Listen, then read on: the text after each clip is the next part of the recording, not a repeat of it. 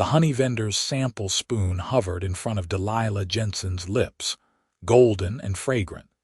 When she realized the beekeeper had been talking for 3 straight minutes about the difference between clover and wildflower varieties without taking a single breath.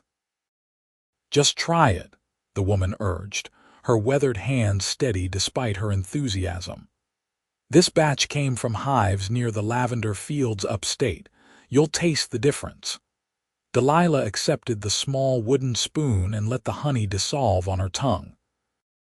Her eyes closed involuntarily as the flavor bloomed, floral and complex, nothing like the plastic bear bottles from her childhood.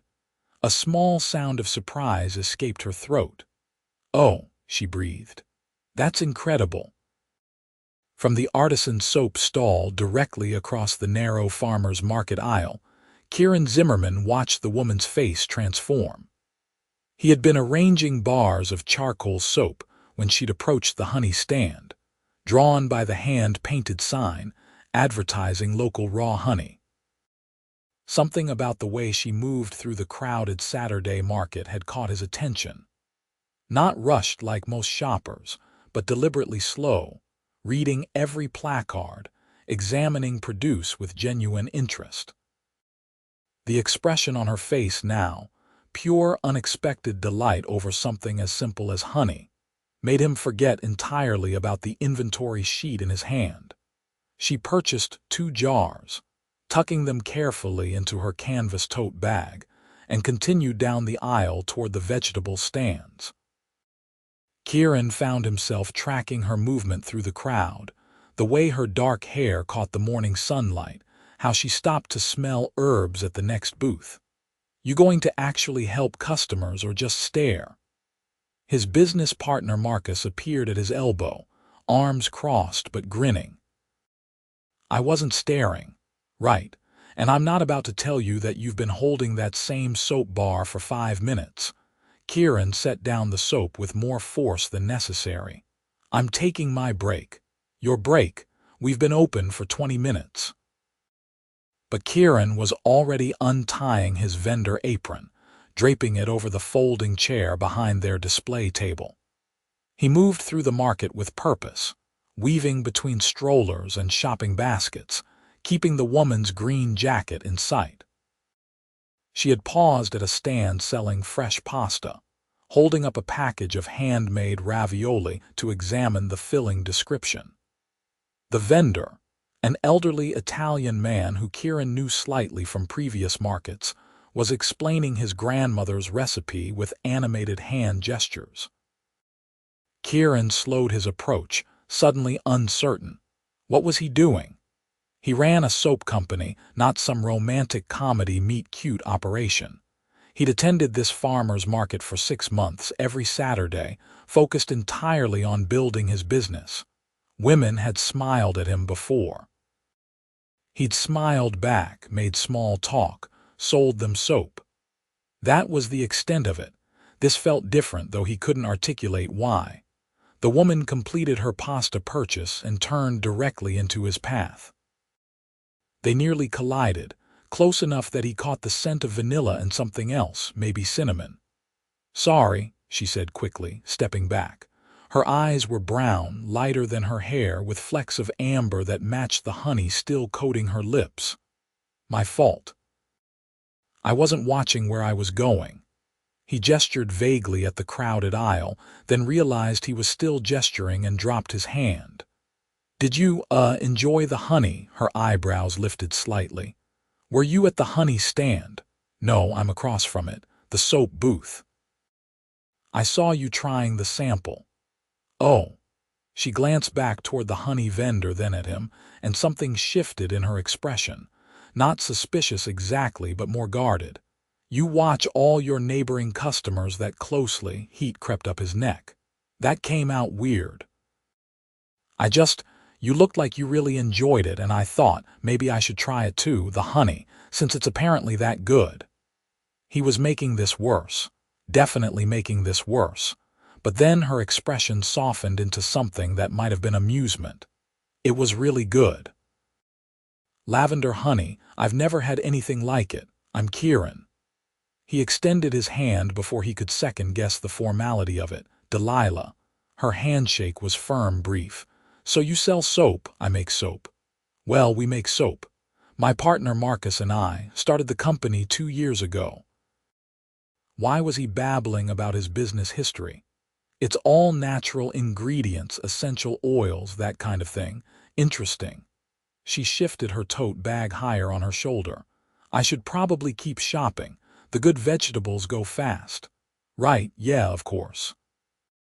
He stepped aside to let her pass, then heard himself add, "Maybe stop by our booth later if you want." "No pressure. We have samples too. Not as good as honey samples, apparently, but still." She looked at him for a long moment, and he couldn't quite read what she was thinking. Then she smiled, small but genuine. "Maybe I will." He watched her disappear into the crowd before returning to his stall, where Marcus was ringing up a customer and shooting him knowing looks. "That was smooth," Marcus said once they were alone again. "Real smooth." "Did you actually just tell a woman our soap samples aren't as good as honey?" "Shut up." "No, seriously, that's like sales suicide.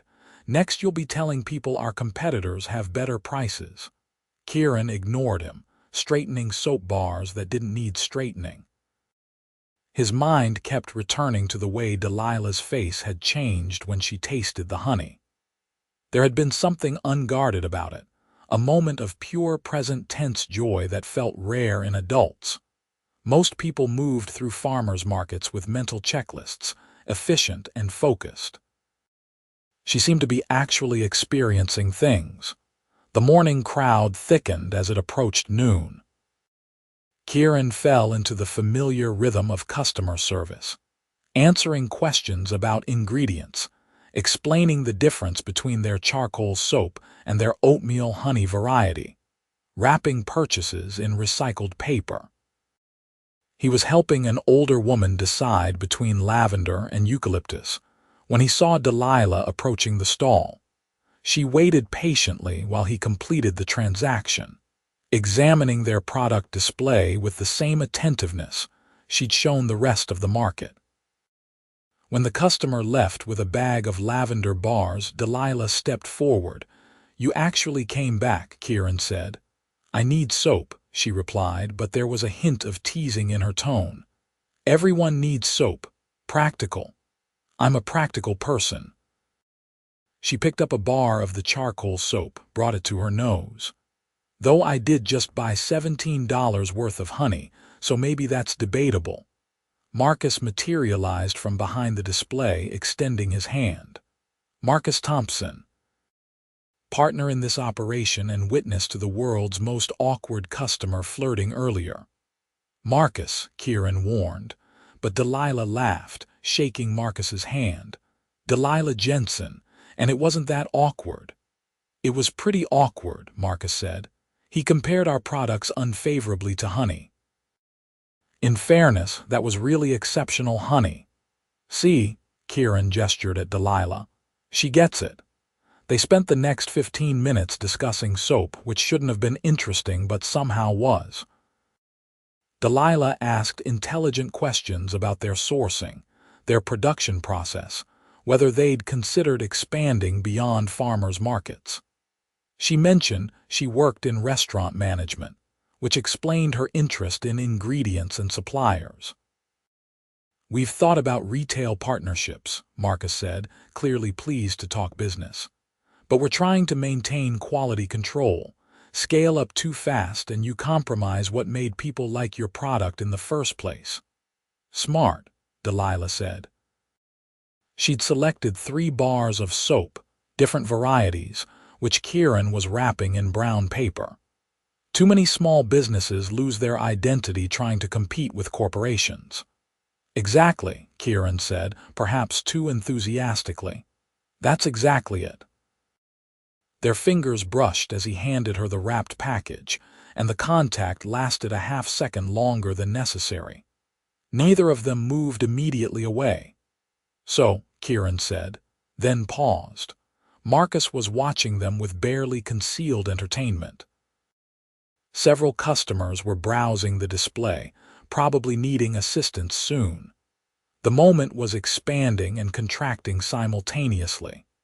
"You come to this market often?" Delilah's smile turned genuinely amused.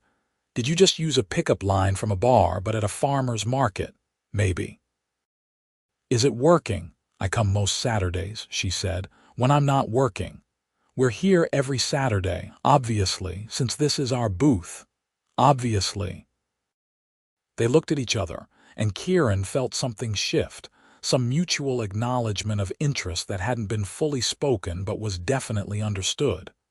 "I should go," Delilah said, not moving. "I have things that need refrigeration in my bag." "Right, you should definitely go then." "But I'll probably be here next week." "We will definitely be here next week." She left with a small wave, and Marcus immediately punched Kieran's shoulder. That was adorable and painful to watch in equal measure. "I have no idea what I'm doing," Kieran admitted, clearly. "But she likes you anyway, so you must be doing something right." The rest of the market day passed in a blur of customers and sales, and Kieran checking his phone too frequently, though he had no reason to. He didn't have Delilah's number. Hadn't asked for it, which seemed like an obvious oversight in retrospect.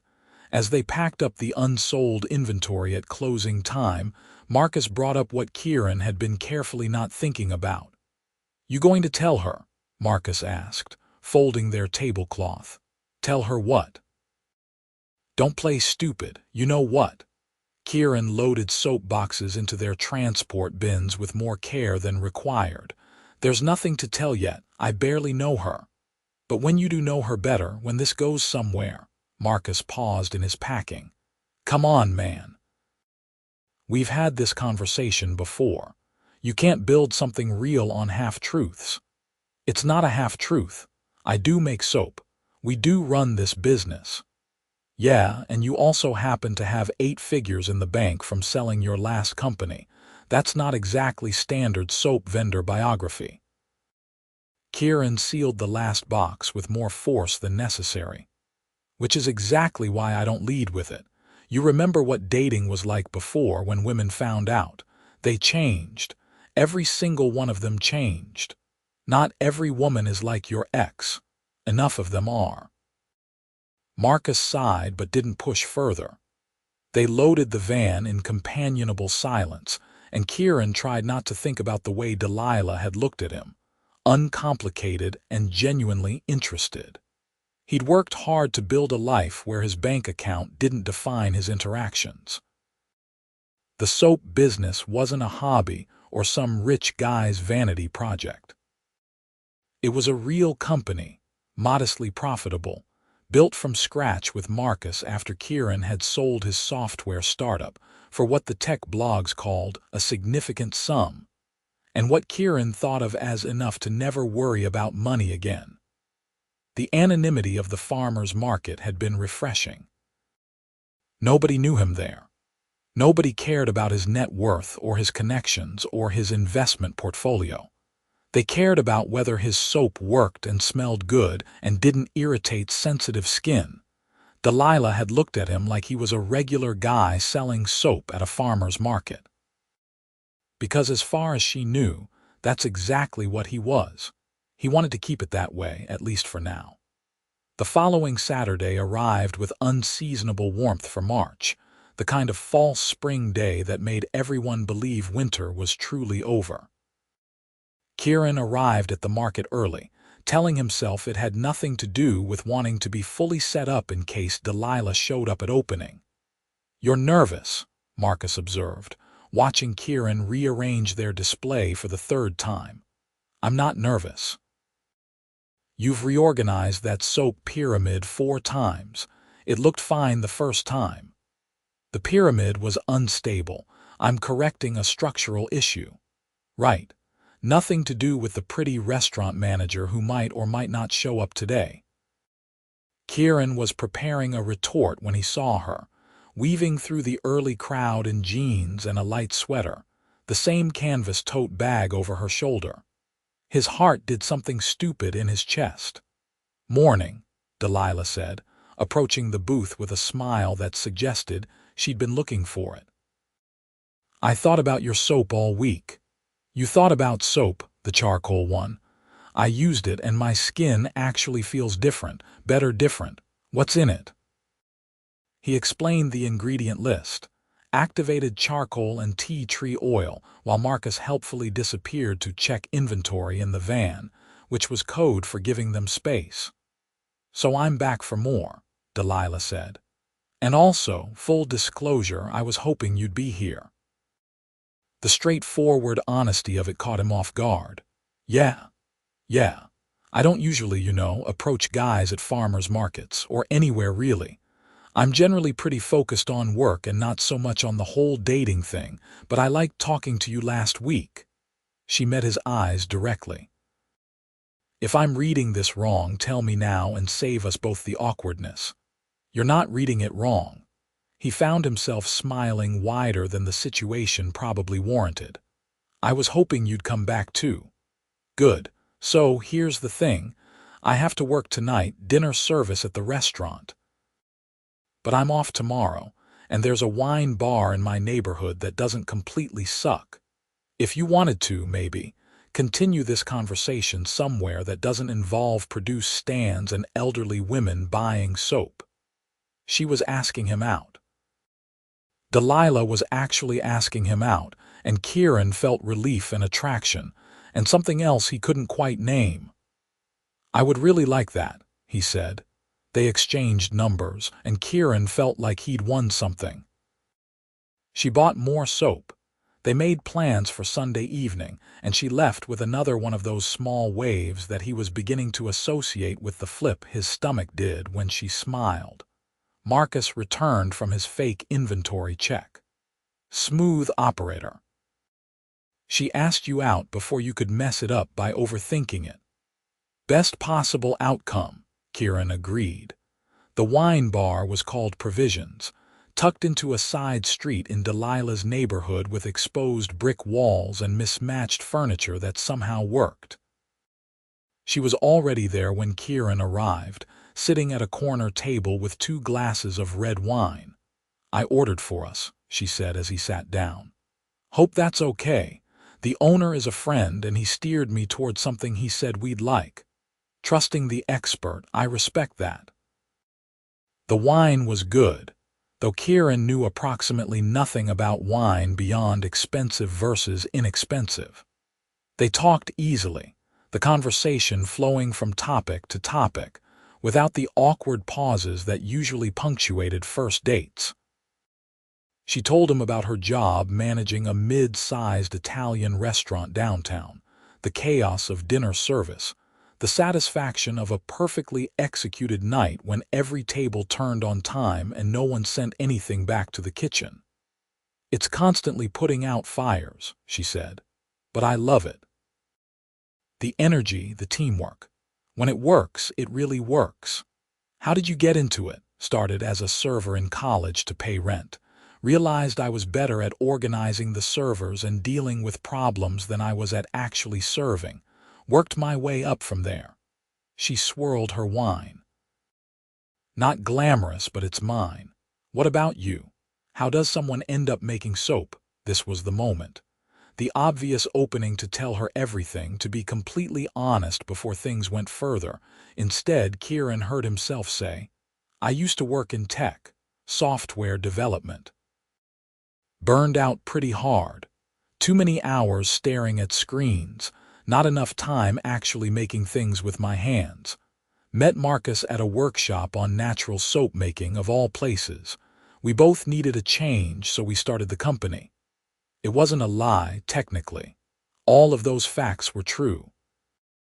He just happened to be omitting the part about the 8-figure exit and the investment portfolio and the penthouse apartment in a building with a doorman.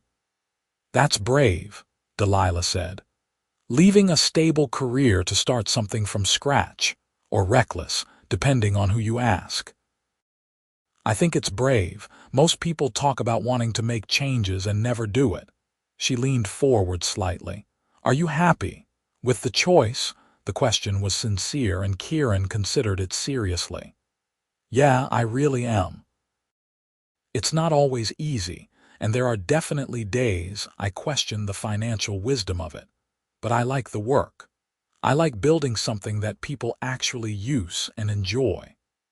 They talked until the bar started filling with the late evening crowd, then moved outside to walk through the neighborhood. March darkness had settled over the city, but the air was still mild, carrying hints of the earlier warmth. "Can I ask you something?" Delilah said as they walked. "Sure." "Why did you really come talk to me at the market? Last week, I mean." Kieran thought about deflecting with humor, then decided against it. "Honest answer. I watched you taste that honey and your whole face lit up. You looked genuinely delighted by something small and simple, and I couldn't remember the last time I'd seen an adult react that way to anything. It made me want to know what else brought that expression to your face." She stopped walking, turned to look at him directly. The streetlight caught the amber in her eyes. "That," she said slowly, "is possibly the most romantic thing anyone has ever said to me." "Yeah, yeah." She smiled, and there was that expression again, the unguarded delight. "This is our first date, right? Like we're calling this a date." "I was very much hoping we were calling this a date." "Good. Then I'm going to kiss you now, if that's okay." "Very okay," Kieran managed, and then she was kissing him, soft and brief and perfect against the backdrop of the city at night. When they separated, Delilah laughed quietly. "I'm usually not this forward. You make me forget to be careful." "Is being careful something you have to do a lot?" "Doesn't everyone?" But she said it lightly, taking his hand as they continued walking. "I don't have the best track record with relationships. Work consumes most of my life, and most guys can't handle being second priority to a restaurant schedule. Plus, I've had some experiences with men who thought they knew better than me about my own job, my own life. I got tired of defending myself. For what it's worth, I think you're impressive as hell. Running a restaurant kitchen is no joke." "I don't run the kitchen. That's our head chef's domain, and he guards it like a dragon. I run everything else, which is somehow simultaneously less stressful and more stressful." She squeezed his hand. "What about you? What's your dating history? And please tell me there's no crazy ex-girlfriend who's going to key my car." The question was casual, but Kieran felt the weight of what he wasn't saying. "No crazy exes, just some relationships that didn't work out, mostly because I was working too much, not paying enough attention. The tech job consumed everything." "Is that why you left?" "Part of it." "True enough." He had left tech, just with enough money to never have to work again if he chose not to. "I realized I was building a life I didn't actually want to live." They ended up at Delilah's apartment building, a modest walk-up in a tree-lined neighborhood that felt worlds away from the high-rise where Kieran lived across town. "This is me," she said, gesturing at the building. "Thank you for tonight. I had a really great time." "Same. Can I see you again?" "Soon. I work crazy hours this week. Thursday I'm off if you're free." "I'll make sure I'm free." They kissed again, longer this time, and Kieran felt the careful control he maintained over most aspects of his life starting to slip. When Delilah pulled away, she looked slightly dazed. "Okay," she said. "Okay, I need to go inside now before I invite you up, which is definitely too fast even if I really want to." "Thursday," Kieran confirmed. "Thursday." He waited until she was safely inside before walking back toward where he'd parked his car, several blocks away. He'd deliberately driven the older sedan he kept for errands rather than anything that screamed money. Small deceptions that were starting to feel less small. Marcus called as Kieran was driving home. "How'd it go?" "Really well. Too well, maybe." "There's no such thing as too well, man." She asked me about my background. I told her about burning out in tech and starting the soap company. "But not about the money." "Not about the money."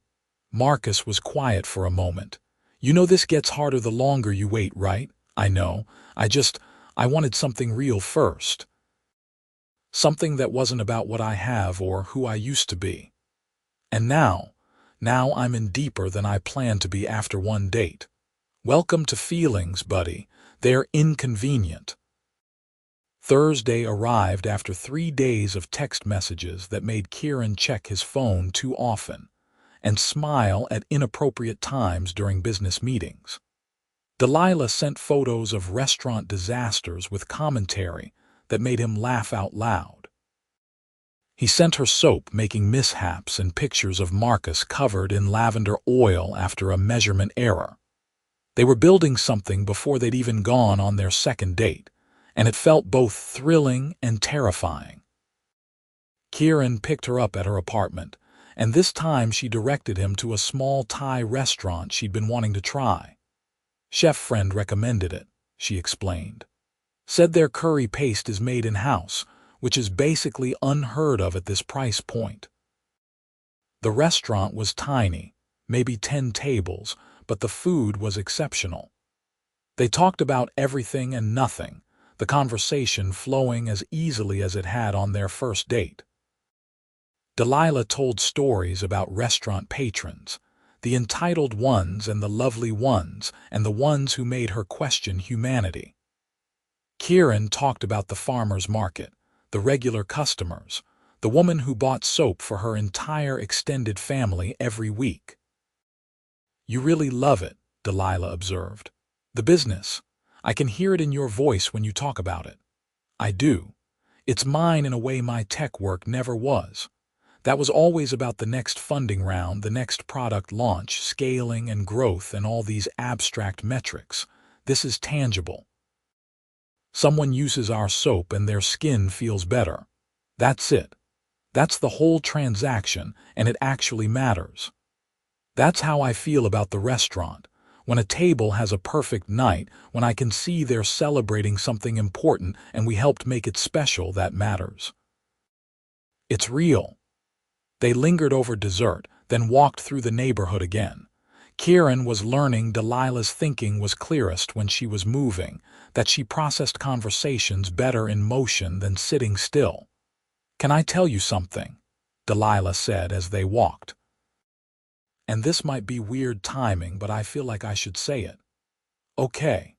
I really like you. Like more than I expected to after one date. And that scares me a little because I'm usually more careful about this stuff. But I keep thinking about you, and I want to keep seeing where this goes. So I guess I'm saying I'm in, if you're in. Kieran stopped walking, turned to face her. The streetlights cast her face in warm light and shadow. I'm definitely in. Completely in, actually, which is also scary and unexpected. Good. Then we're both terrified together. He kissed her, and it felt like sealing a promise neither of them had fully articulated yet.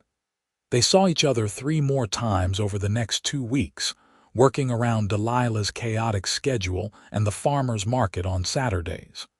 Coffee dates before her evening shifts. A movie on her rare evening off. Dinner at his apartment, where he cooked pasta with vegetables from the farmer's market, and Delilah critiqued his technique with professional authority. You're not bad, she said, watching him plate the food. Rough around the edges, but decent instincts. I'll take that as high praise from a restaurant professional. You should. His apartment was nice but deliberately understated. The furniture was good quality without being obviously expensive. Art on the walls, but nothing that screamed money. He'd learned to live in a way that didn't advertise his wealth, and the habit had served him well. Delilah wandered while he cooked, examining his bookshelf, the framed photos of family and friends. Is this your family? She asked, pointing to a photo of Kieran with an older couple and 2 younger women. Parents and sisters. That was last Christmas. You look happy. I am. They're good people. Completely baffled by my life choices, but supportive anyway. They didn't understand the career change. My dad's a dentist.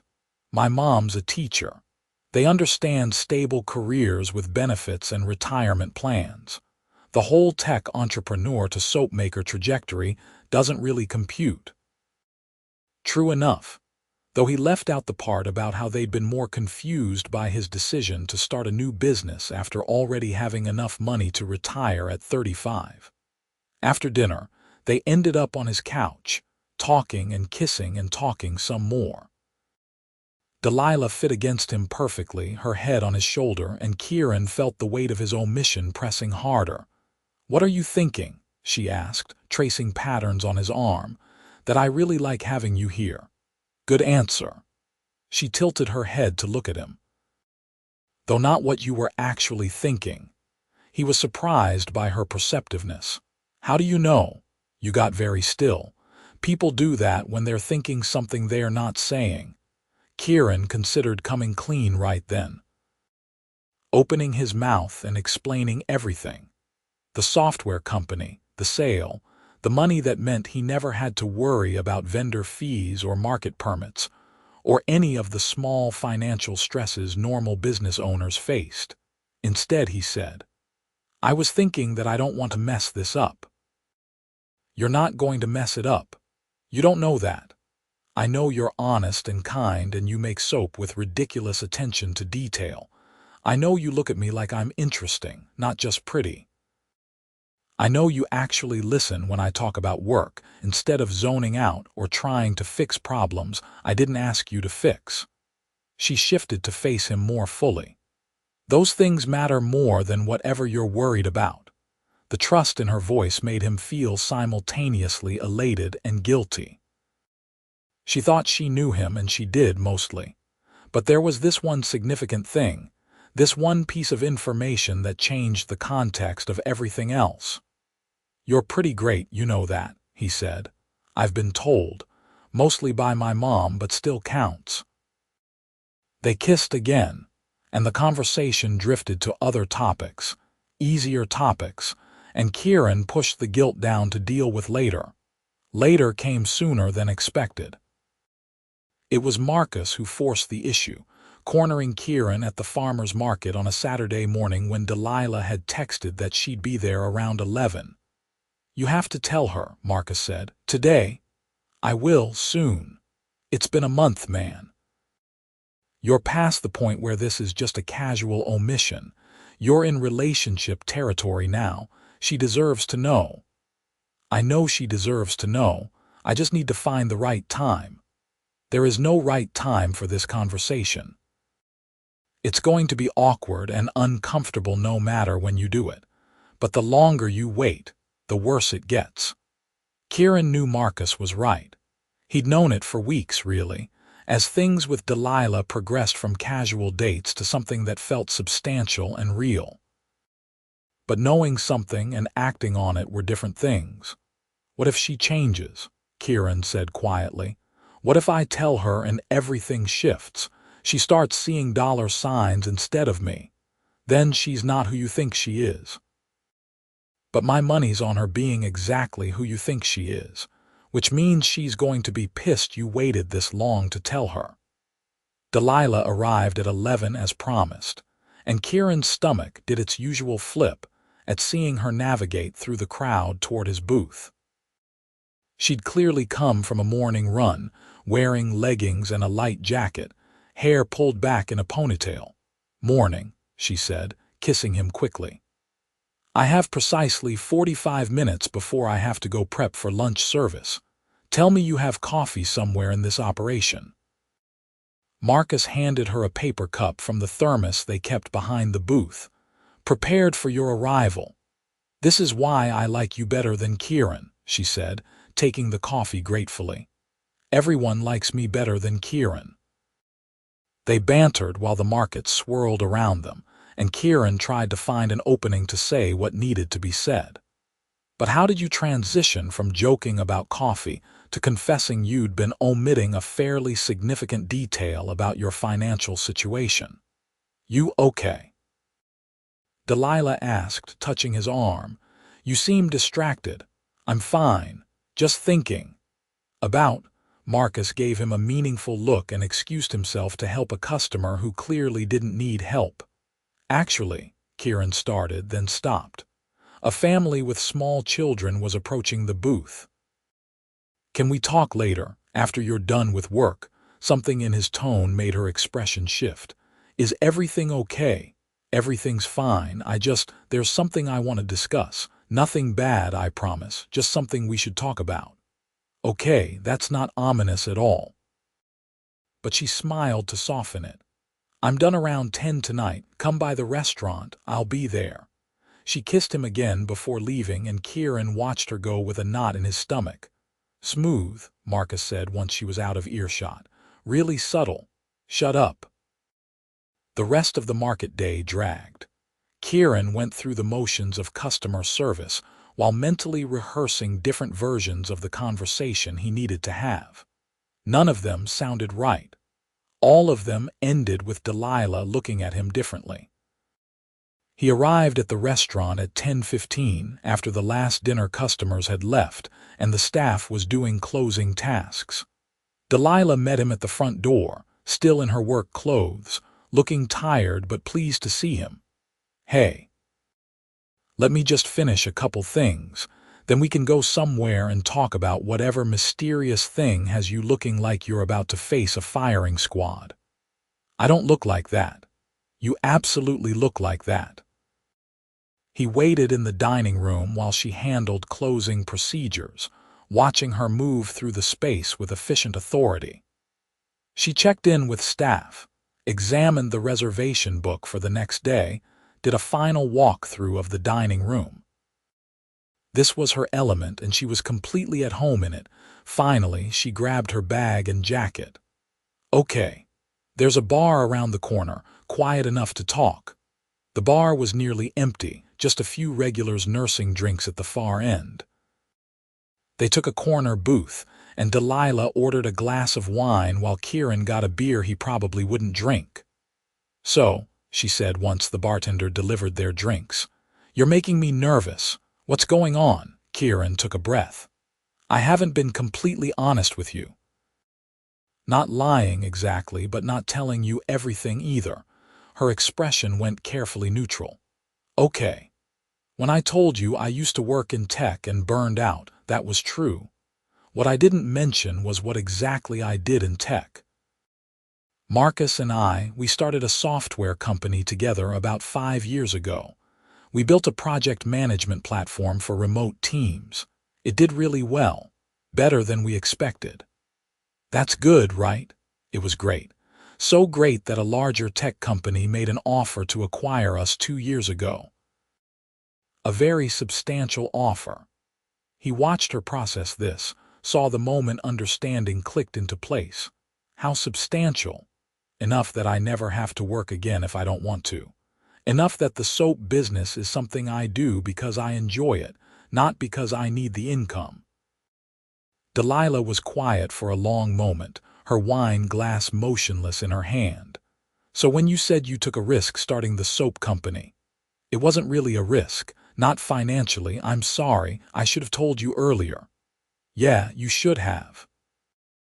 Her voice was even, but he could see tension in her shoulders. "Why didn't you?" This was the hard part. "Because every time I've told someone about the money early on, it changed things. They started acting different, treating me different. I wanted you to know me as just me, not as a guy with money. But you're not just you. The money is part of who you are, part of your life. You don't get to decide which parts of yourself to present and hide the rest." "I know. You're right. He searched for words that would make her understand. "That first day at the farmer's market, you looked at me like I was a regular person. Do you know how rare that is? Most people, once they know, they start calculating, wondering what they can get, what I can do for them. You didn't do any of that because you didn't know.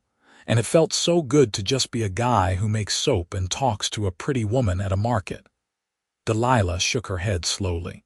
"You think I'm going to suddenly start seeing dollar signs? That's what you're worried about. It's happened before. I'm not your ex-girlfriend, Kieran, or whoever else made you think that money is the most interesting thing about you." She set down her wine glass with a sharp click. "I manage a restaurant." I deal with wealthy people every single night. People who think their money means they can treat staff like garbage. People who tip 15% on a $500 bill because they're so used to having money they forget what it's worth to people who don't. You think I'm impressed by wealth? No, I don't think that. I think you're better than that, which is exactly why I was afraid to tell you. Because if you decided the money mattered, it would mean I was wrong about who you are. So this is a test. You were testing me. No. He reached across the table, but she pulled her hands back. Delilah, no. I was protecting myself. I admit that. I was scared of losing something before I even really had it. Well, now you might lose it anyway, not because of the money, but because you didn't trust me enough to be honest. She stood up, grabbed her jacket. I need to think. I need some space to process this. Delilah, please. I'm not breaking up with you. I'm not running away. I'm just saying I need time to think about what this means. About whether I can trust you when you've spent a month deliberately hiding something this significant. She looked at him, and there was hurt in her eyes alongside the anger. I told you about my past, about how men have disappointed me, and you still chose to keep this from me. That stings, Kieran. She left before he could respond, and Kieran sat alone in the booth feeling like he'd just destroyed the best thing in his life through his own stupidity. Marcus was predictably unsympathetic when Kieran called him. What did I tell you? What did I specifically say would happen? I know. You were right, I screwed up, so fix it. How? She said she needs space. Then give her space, but not too much space, enough that she can think but not so much that she thinks you don't care. Marcus paused. Look, man, she's pissed because you didn't trust her. So now you have to prove that you do, that you trust her with all of it, not just the easy parts.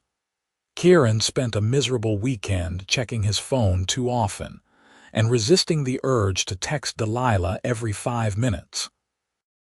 She'd said she needed space, and he was trying to respect that, even though every instinct screamed at him to fix this immediately. Monday afternoon, his phone finally rang with her name on the screen.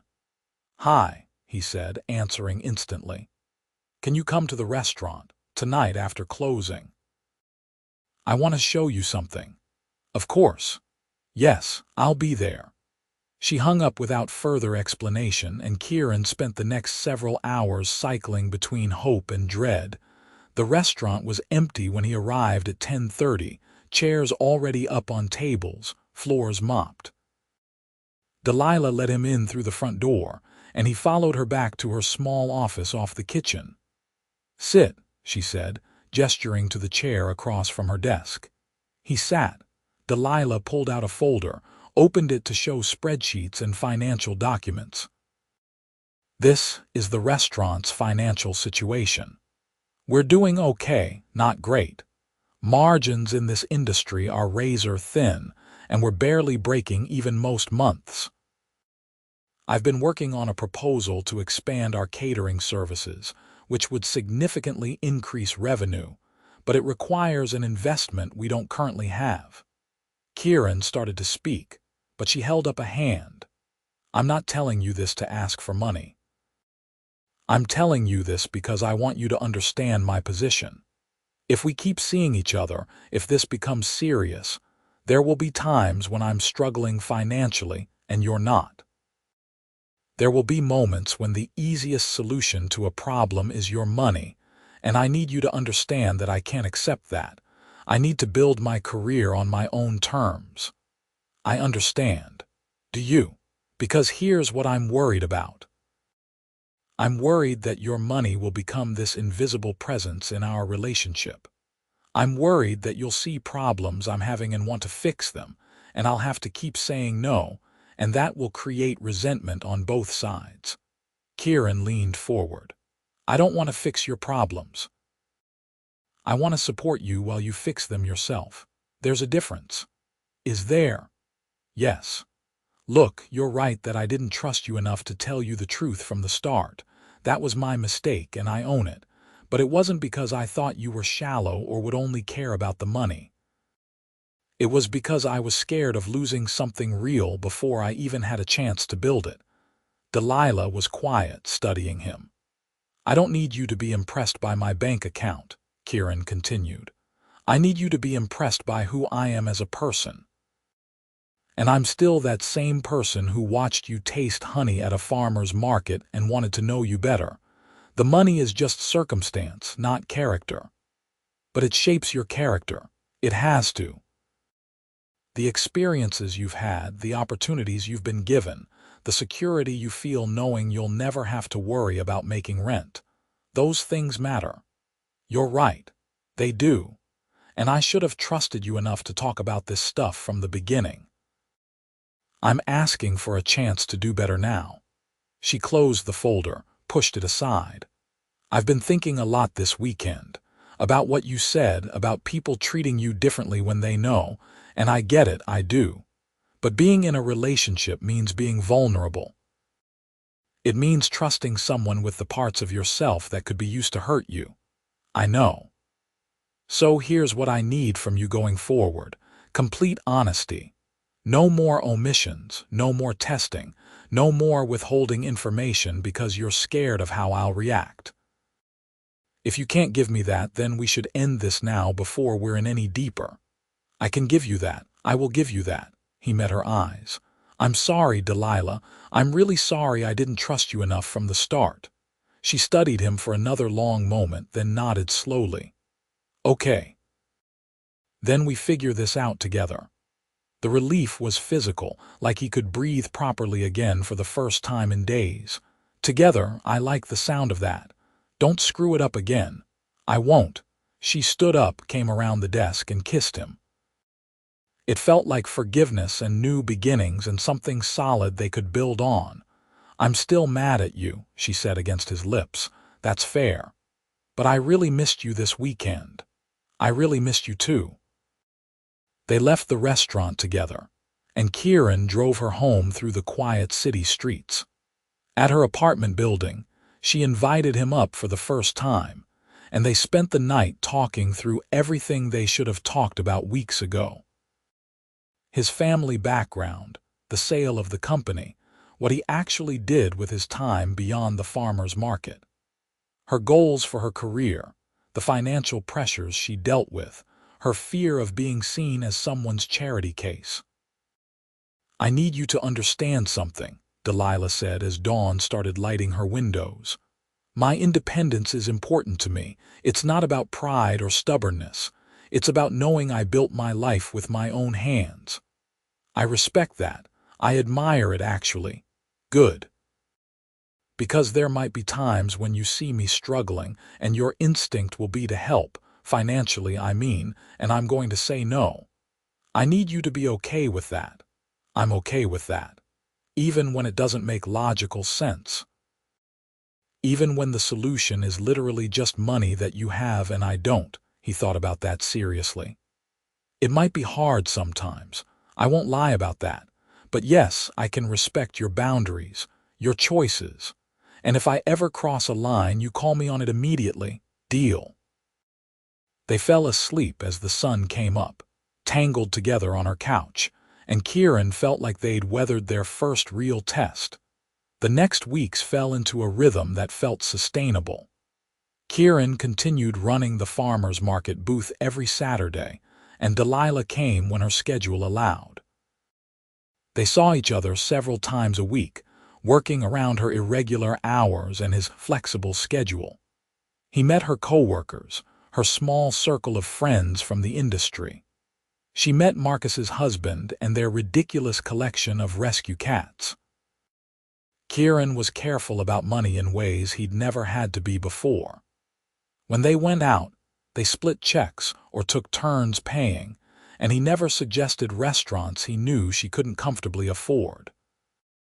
When she mentioned needing a new laptop for restaurant management software, he didn't offer to buy her one, just helped her research good deals and recommended specs. It required awareness and restraint, but it felt worth it to preserve the equality she needed. 2 months after their first fight, Delilah's restaurant received a glowing review in the city's major newspaper. The critic praised everything from the wine list to the service timing to the ambience, and reservations immediately tripled. "This is incredible," Kieran said, reading the review on his phone while Delilah paced her apartment in excited agitation. "This is terrifying. We're not equipped for this kind of volume. Our kitchen can't handle 50 more covers a night. We're going to crash and burn spectacularly, and everyone will see." "You're not going to crash and burn.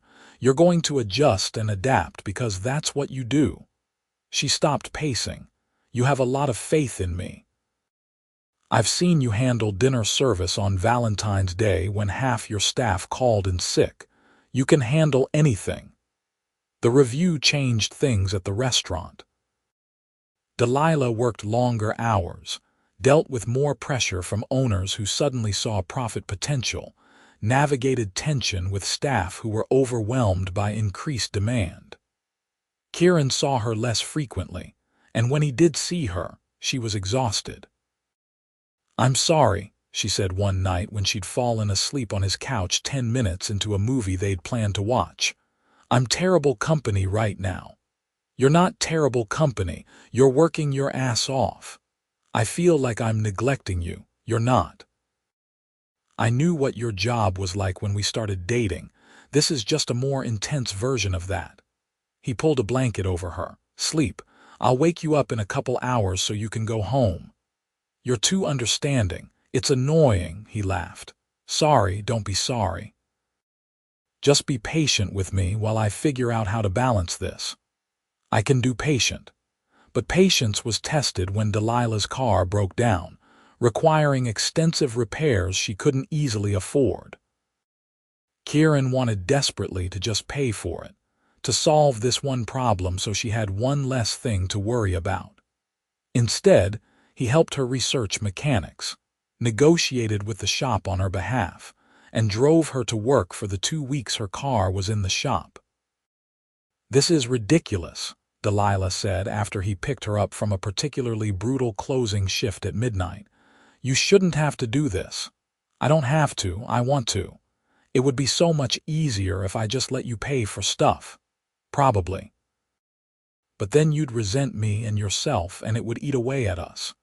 So instead I drive you to work and we get extra time together in the car, not the worst trade-off." She reached over and squeezed his hand. "I love you." It was the first time either of them had said it. The words hung in the air between them, significant and slightly scary. "You love me," Kieran said, wanting to hear it again. "Yeah, I really do. Is that okay?" "That's very okay." He brought her hand to his lips. "I love you too, have for a while now actually." "Good.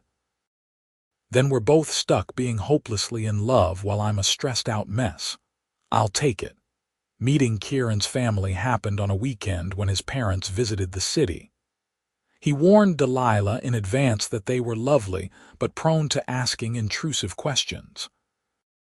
"They're going to ask about our plans, about where we see this going, about grandchildren even though we've only been dating 4 months. It's a lot. I can handle parental interrogation. Remember, I deal with difficult customers for a living." Dinner was at a nice restaurant downtown, Kieran's treat over Delilah's protests, and his parents were exactly as advertised. Warm, curious, and completely unfiltered. "So, Delilah, Kieran tells us you're a restaurant manager," his mother said. "That must be challenging work." "It has its moments," Delilah agreed, "but I love it." "And you don't mind that Kieran sells soap at farmers' markets, after everything he accomplished before?" "Mom," Kieran said. "What? It's a reasonable question. You built a successful company, sold it for all that money, and now you sell soap." "Some people might not understand," Delilah smiled. "I think it's impressive that he built something successful and then chose to build something else entirely, something that makes him happy even if it's not as lucrative. That takes courage." His mother looked pleased. "I like her." "You've been dating 4 months," his father said. What are your intentions here, Dad? Again, reasonable question. You're both adults. Presumably you're thinking about the future. Delilah handled it with more grace than Kieran would have. We're taking things one day at a time, but yes, we're both in this for real. We're building something that feels substantial. The interrogation continued through dessert, but Delilah navigated it perfectly, answering honestly without oversharing, charming his parents without seeming like she was trying too hard. They loved you, Kieran said afterward, walking back to his car. They're sweet. Overwhelming, but sweet. The grandchildren question was out of line. It was fine. They want you to be happy and settled. That's normal parent stuff. She bumped her shoulder against his. Besides, it's not like I haven't thought about it. He stopped walking. About what? The future, our future. Whether this is going somewhere long term. She met his eyes. I know it's early, but I can see it. Can you? Yeah, he said. I really can. They kissed on the sidewalk, and Kieran felt the future settling around them, tangible and real. The 6-month mark of their relationship coincided with a major decision at the restaurant. The owners wanted to expand to a second location and had asked Delilah to manage the build-out and opening. It was a huge opportunity and a massive increase in responsibility. The problem is money, Delilah explained over dinner at Kieran's apartment. They want me to take a stake in the new location, become a partial owner. It would be a percentage of profits instead of straight salary, but I'd need to invest capital upfront. Not a huge amount by your standards, but more than I have saved. Kieran chose his words carefully. How much? 30,000, which I could potentially get through a small business loan, but the terms wouldn't be great and it would mean years of debt. What do you want to do? I want to say yes. This is the opportunity I've been working toward, but I can't make the math work without seriously compromising my financial stability. He could solve this so easily. $30,000 was nothing to him, less than he spent on wine in a year. But he'd promised to respect her boundaries, to let her build her career her own way. What if you had an investor, he said slowly. Someone who provides the capital in exchange for a small percentage of your ownership stake. You mean you? I mean me, yes. But as a legitimate business arrangement, not as a boyfriend helping out. We draw up actual contracts. You pay market rate interest. If the restaurant fails, I absorb the loss, but if it succeeds, I get a fair return on investment. Delilah was quiet, considering. That's different from just giving me the money. Completely different. This is business. I'm not paying for your car repairs or your rent. I'm investing in a venture that I genuinely believe will succeed, run by someone I know is competent and driven. He leaned forward. I invest money all the time, Delilah. Index funds, real estate, startup companies. Why not invest in something I actually care about and understand? Because if it goes wrong, it could hurt us, the relationship. Or it could be something we build together, a different kind of partnership. She thought about it for several days, eventually sitting down with a lawyer to review the contract Kieran had drafted with his financial advisor's help. The terms were fair, professional, genuinely structured like any other investment arrangement. Okay, she said finally. Let's do it. But I need you to promise me that if things go badly with the restaurant, it doesn't affect us. The investment is separate from the relationship. I promise. They signed the contracts, and Delilah accepted the ownership opportunity at the restaurant's second location. The next months were chaos as she worked with architects and contractors, hired new staff, planned the menu with the head chef. Kieran helped where he could, attending construction meetings, offering input on business systems, mostly just being supportive while she poured everything into the project. The new restaurant opened in November, 11 months after they'd first met at the farmer's market.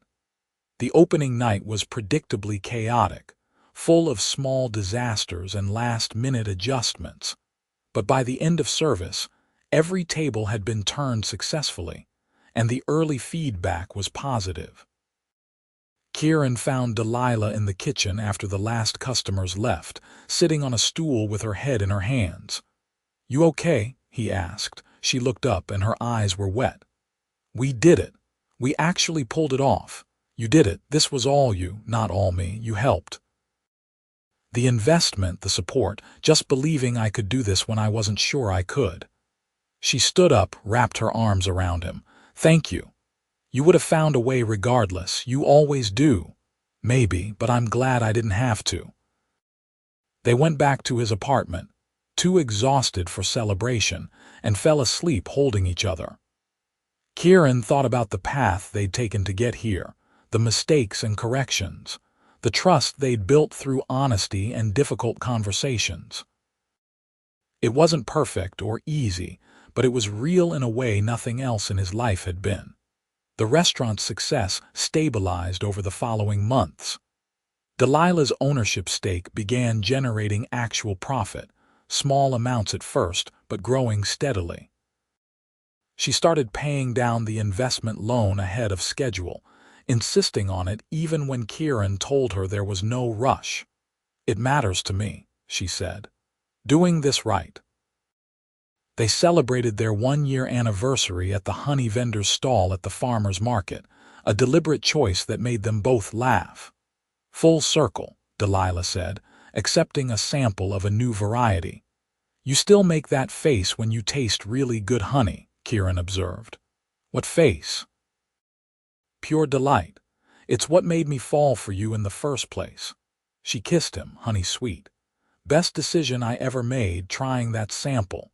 Best decision I ever made watching you try it." Marcus appeared with champagne glasses and a bottle they'd been chilling in the soap booth's cooler. "Anniversary toast at a farmer's market. You two are adorable and weird."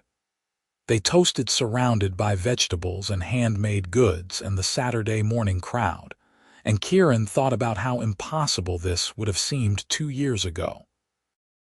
Back then, he'd been cynical about dating, convinced his money would always be an obstacle to genuine connection. Delilah had proved him wrong through sheer stubborn integrity. That evening, back at Kieran's apartment, he pulled out a small velvet box he'd been carrying for 2 weeks, waiting for the right moment. "I was going to do this at a fancy restaurant," he said, "but that felt wrong for us. We're not fancy restaurant people." "We're really not," Delilah agreed, eyeing the box with dawning realization. "We're farmers market people. We're building businesses and making mistakes and figuring things out as we go." He opened the box to reveal a simple ring, elegant without being ostentatious. "We're people who chose each other honestly, including all the complicated parts, and I want to keep choosing you every day for the rest of my life. Kieran, Delilah Jensen, will you marry me?" She was crying and laughing simultaneously. "Yes, obviously yes." He slid the ring onto her finger, and it fit perfectly because he'd enlisted her sister's help in determining her size. They kissed, and it felt like every good beginning and promising future compressed into a single moment. "I love you," Delilah said. "Even when you're stupidly romantic at home instead of at a fancy restaurant. I love you too. Even when you're stubborn about paying back loans you could easily afford to defer. We're going to be okay, right? Long term, we can actually make this work." "Yeah," Kieran said with absolute certainty. "We're going to be better than okay." They told their families over the next days. Kieran's parents were thrilled, his mother immediately launching into wedding planning mode. Delilah's parents flew in from Arizona to meet Kieran officially, and he passed their inspection, despite a somewhat intense questioning from her father about financial stability and long-term plans. "He's very protective," Delilah apologized after her parents left. "He should be. You're worth protecting." They set a wedding date for the following summer, wanting time to plan without rushing. Delilah insisted on paying for half the wedding expenses, which led to negotiations about what constituted half when their financial situations were so different. "We're going to have to figure out how to merge our finances eventually," Kieran pointed out, "after we're married." "I know, but can we at least pretend I'm contributing equally to our wedding? You're contributing plenty. Your time, your planning, your ideas. Money isn't the only valuable resource. Tell that to my brain, which has been trained to measure contribution in dollars." They compromised on a budget they both felt comfortable with, and the planning proceeded with surprising smoothness. Delilah wanted simple and meaningful over elaborate and showy.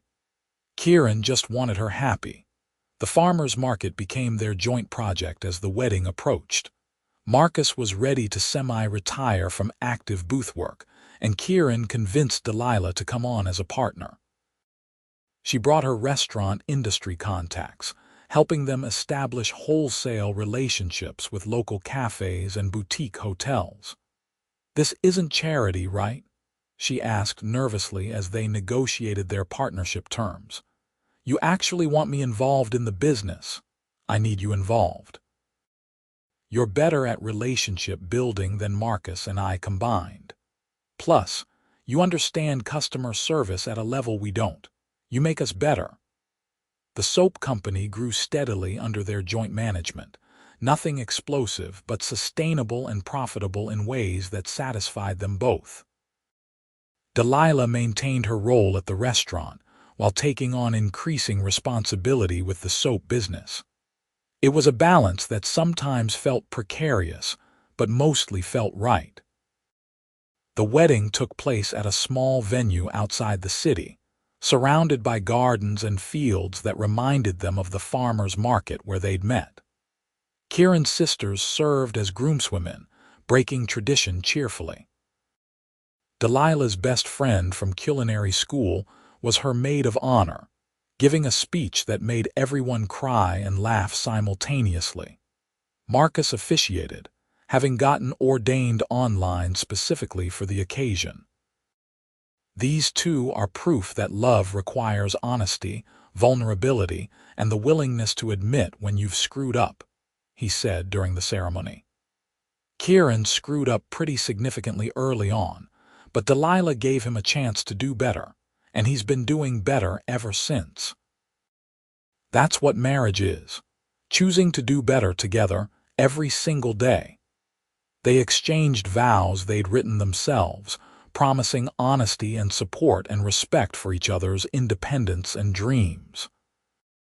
When Kieran kissed his wife for the first time, he felt like every choice that had led him here, good and bad, had been necessary to arrive at this exact moment. The reception featured honey cake from the farmer's market vendor and soap favors in handmade packaging. They danced to acoustic guitar and string lights, surrounded by everyone who mattered to them, and Kieran felt wealthier than his bank account had ever made him feel. Later, during a quiet moment when they'd escaped the reception to catch their breath, Delilah leaned against him and sighed contentedly. "I'm really happy," she said simply. "Me too. Remember when you thought telling me about the money would ruin everything? I was an idiot. You were scared. There's a difference." She turned to face him. "But you trusted me eventually, and that made all the difference. We're here because you chose honesty over fear. We're here because you chose to forgive me and give us a real chance. Team effort," she decided, and kissed him. They returned to the reception, danced until late, and drove to the small bed and breakfast where they'd spend their wedding night before flying to Italy for a honeymoon the next day. Life settled into new rhythms after the wedding. They moved into a house together, splitting their time between Kieran's place and finding something new. Eventually, they chose a home in Delilah's neighborhood, the one with tree-lined streets and modest walk-ups, because it felt more like them than Kieran's high-rise had ever felt. "You're sure you're okay leaving the penthouse?" Delilah asked as they signed the mortgage papers. I was never attached to it, just a place I bought because it seemed like what successful people did. He looked at her seriously. This feels like home because you're here. That's all that matters.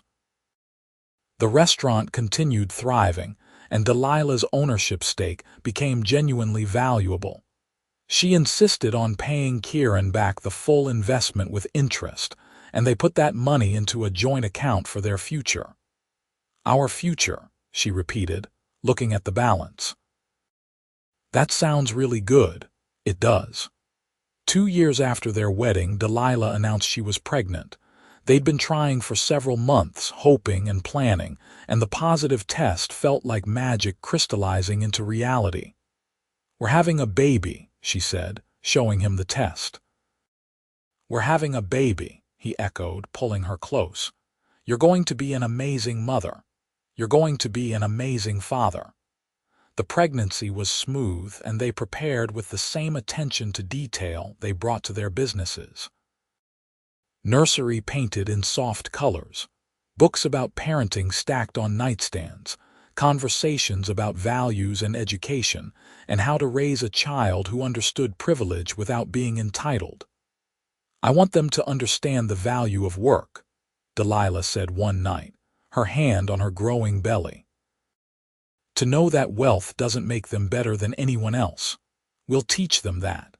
By example, by how we live, by the choices we make. Their daughter was born in October, during farmers' market season, with dark hair and her mother's eyes. They named her Maya, and Kieran held her in the hospital room feeling like his heart had expanded beyond what he thought possible. She's perfect, Delilah said, exhausted but radiant. She's absolutely perfect. Maya grew up surrounded by soap-making supplies and restaurant menus, learning to walk in the aisles of the farmer's market, tasting honey samples before she could form complete sentences. She was bright and curious and absolutely fearless, exactly like her mother. On Maya's second birthday, they returned to the honey vendor's stall at the farmer's market, the place where everything had started. This is where I met your mom, Kieran told his daughter, holding her up to see the jars of golden honey. She tasted honey right here and her whole face lit up, and I knew I had to know her. Maya grabbed for a jar, and the vendor, who remembered them well, offered a tiny sample on a spoon. Maya's face scrunched up, considering the taste, then broke into a smile that mirrored her mother's expression from years ago. She likes it, Delilah said, laughing. Of course she does. She's your daughter. They purchased honey and soap samples for customers who stopped by their booth, now a permanent fixture at the market. Marcus had fully retired, traveling with his husband, leaving the business entirely in Kieran and Delilah's capable hands. You ever regret it? Delilah asked that evening after they'd put Maya to bed and collapsed on the couch. Leaving tech, building this smaller, quieter life.